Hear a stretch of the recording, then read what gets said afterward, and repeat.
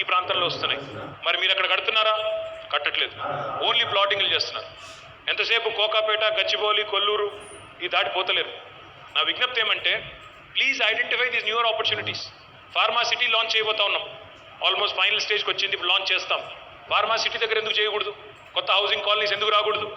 ముచ్చర్ల, కల్వకుర్తి, ఆమన్గల్లు, వెల్దండ, కడతాల్ ఆ ప్రాంతాల్లో ఎందుకు రాకూడదు? కందుకూర్ ఎందుకు రావట్లేదు?